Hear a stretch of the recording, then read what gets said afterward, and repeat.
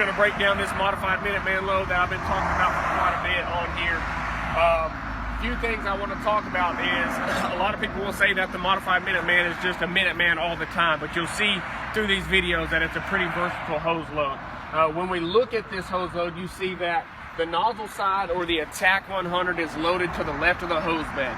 We always want to do that, regardless if it's the captain side, the driver side, the rear bed, whatever. If it's a two-side stack, we want the nozzle to the left of the bed. And then we have our supply 100 loaded to the right of the bed. A couple other identifying features here. When we look, this bite on the bottom, or loop, whatever you call them in your area, is the dump bite, and this is the half bite. The dump bite is on the second layer, so you put a layer and then you put your dump bite. The reason for that is if you have bottom connections and you connected that to the rig and you went to dump the load, you're essentially just pulling on the rig. It's hooked to the chick sand swivel. There's no way to actually dump the load. So the second layer gets the dump bite. Then after your 50-foot coupling, you put a half bite.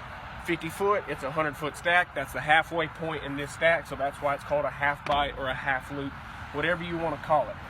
But it's two separate stacks of 100 foot. We never want to interweave our hose. The reason for that is once you do that, all the hose has to come off at once because it's locked in together. I know that some people do that with the flat load and so on and so forth. They have success of taking the top half of the stack and flipping it. You're going to see with this hose load, you don't have to flip it. You can pull it as a triple. We're going to look at 7 different pulls. We're going to look at a Minuteman shoulder. We're going to look at a triple. We're going to look at a split pull, a split from the rig, a shuck and dump. We're going to look at a Cleveland conversion. You're going to see several different pulls. But we always want to be able to get this hose load as in line with our entry point as possible. We want to get the working length of the nozzle and first coupling to the door and prepare the line to be charged. So that line management and staging outside is critical to success as well as apparatus.